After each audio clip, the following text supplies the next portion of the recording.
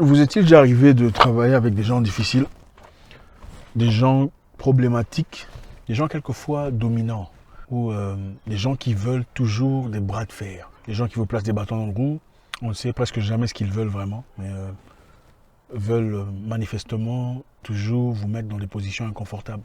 Ça vous est déjà arrivé, n'est-ce pas? Des gens qui créent des politiques de bureau, de la méchanceté, la sournoiserie qui se crée. On va essayer de voir comment dealer avec ce genre de personnes. Il faut être préparé. Peu importe ce que vous faites dans la vie, il faut être préparé. Si vous n'êtes pas préparé, ça sera très difficile. Et il faut comprendre les gens avec lesquels on travaille pour avoir des idées claires sur quelle direction prendre, quelle attitude adopter. Les gens dominants. Donc, il y a une personne dans votre bureau, prenons l'exemple, vous êtes chef d'équipe dans une entreprise proéminente, il y a une personne qui apparemment vous combat, pas directement, mais de manière très passive. En réunion, par exemple, il balance un commentaire dans le but de vous noyer, accusant une personne inexistante, tierce personne, donc vous, de ne pas assumer ses responsabilités correctement. Voilà la raison pour laquelle l'équipe ne fonctionne pas correctement. Comment réagissez-vous, par exemple, dans ce cas-là? Premièrement, on va essayer de voir très rapidement. Premièrement, je vous encourage d'être direct. Vous remarquez une personne qui vous cible, une personne dominante ou prétendument dominante qui souhaite vous imposer son pouvoir. Vous encouragerez d'être direct avec la personne. Ok, à la fin de l'histoire, vous l'appelez à côté, vous dites « Je n'ai pas apprécié le commentaire fait à mon propos. Et j'espère sincèrement qu'on ne sera pas obligé d'en reparler. » Et souriez. Partez. Vous faites votre commentaire, vous êtes ferme, mais à la fin, vous souriez. Pourquoi sourire? Parce que si vous ne souriez pas, ça paraît plutôt comme un défi. C'est-à-dire, vous n'avez pas aimé ce qu'il a dit, alors vous le défiez. Dans ce cas-là, c'est vous qui perdez. Souriez à la fin et partez. Et très souvent, la personne restera en train de réfléchir. Donc, cette personne m'a recadré sans signe d'aigreur. Elle a souri et elle est partie. C'est-à-dire qu'elle a compris mon jeu. Ne soyez surtout pas agressif quand vous le dites. Soyez calme et posé, souriez et partez. 3.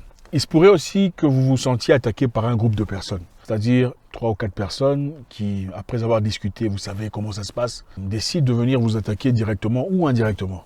C'est vrai, il faut savoir qu'il y a des personnalités dominantes passives et agressives. Donc certaines personnes se prononcent en agressivité et d'autres personnes en passivité, en subtilité. On en parlera en détail prochainement parce que là, bon, voilà, je suis en plein. Donc, il y a un groupe de personnes qui essaient de vous parler ou essaient de vous attaquer à propos d'une histoire et ils viennent tous à la fois contre vous, au boulot, au bureau, dans un environnement. La meilleure chose à faire ici, c'est quoi? Cibler une personne. La personne principale qui a commencé, qui d'après vous a commencé cette campagne. Ciblez cette personne et répondez directement à la seule personne. Ne répondez pas à tout le monde à la fois. Sinon, vous devenez psychologiquement l'ennemi de tout le monde.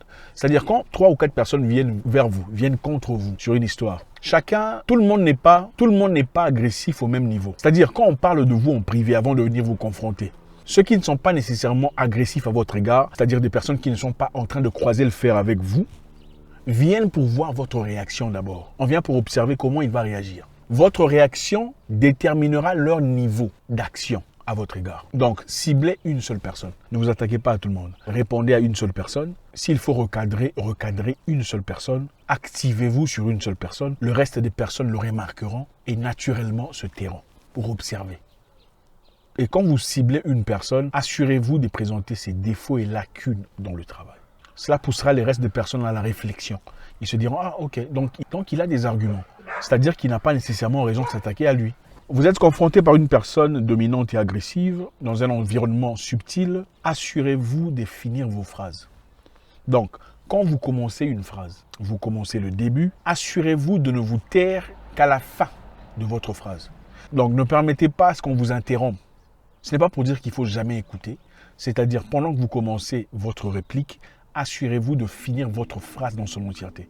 Pourquoi? Parce que quand vous permettez à une personne de vous interrompre, une personne agressive évidemment, de vous interrompre, son subconscient lui dit qu'il peut vous interrompre. C'est-à-dire qu'il peut jouer avec vous, c'est-à-dire qu'il peut se servir de votre façon d'opérer pour vous noyer. Assurez-vous de finir 97% de vos phrases quand vous les commencez. Commencez votre phrase. Comme je vous l'ai dit précédemment, M. Gilbert, je n'étais pas présent vendredi à 15h parce que j'avais des responsabilités familiales. Finissez votre phrase toujours. Vous êtes confronté à une personne agressive et dominante au bureau. Assurez-vous de présenter des preuves de votre opinion ou de votre version de l'histoire. Pendant qu'il y a des gens qui viennent, présenter des preuves.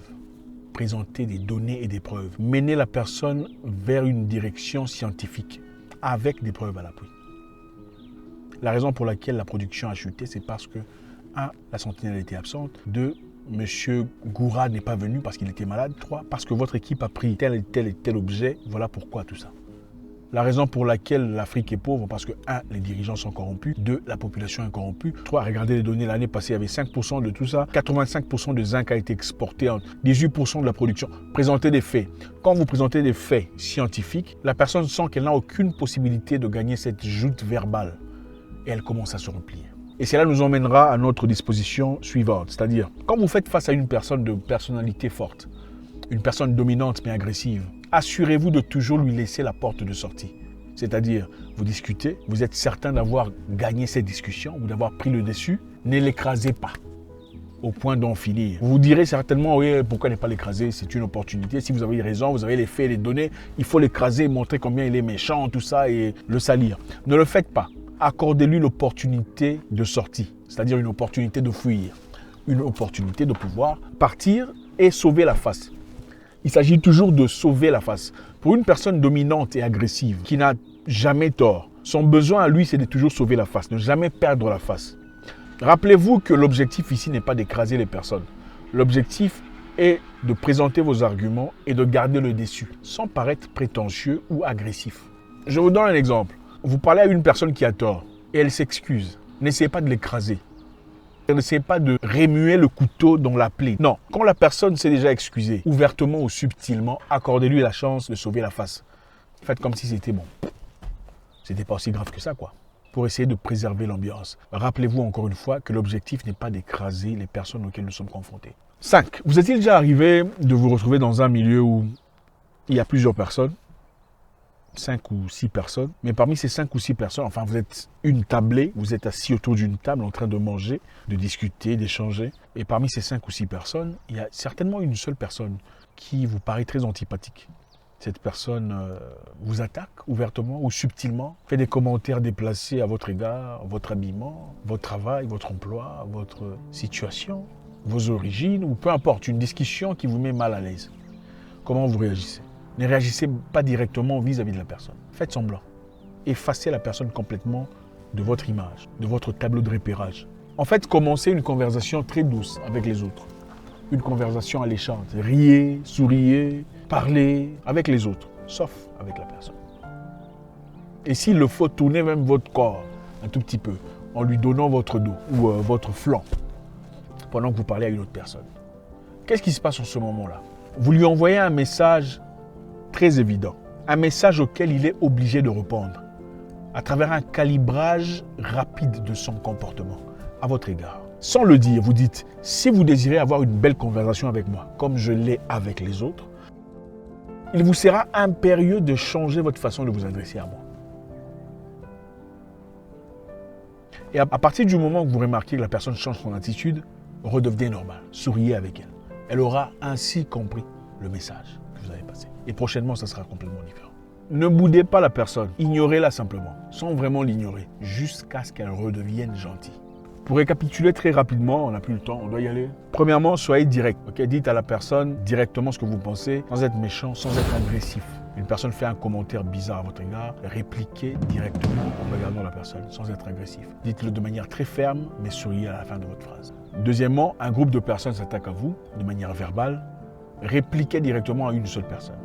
Et assurez-vous de présenter ses lacunes et ses défauts à lui, ou sa faute dans l'histoire, sans vous adresser aux autres personnes. Sinon, ils se sentiront tous en danger ou en attaque et se ligueront contre vous. En répliquant à une seule personne, vous isolez la personne et vous donnez une opportunité aux autres personnes de voir que vous n'avez pas tout à fait tort ou de vous accorder le bénéfice du doute. 3. Assurez-vous de toujours finir vos phrases quand vous les coupez. Ne permettez à personne de vous interrompre quand vous commencez votre phrase. Ce n'est pas pour dire qu'il ne faut jamais écouter, ça veut dire que quand vous commencez une phrase, pendant une défense, assurez-vous de finir votre phrase au moins à 97%.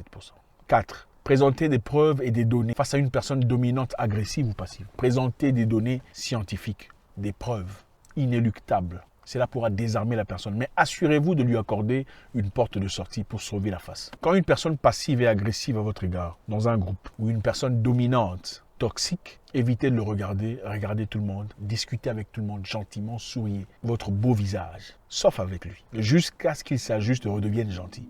Alors là, parlez-lui avec gentillesse.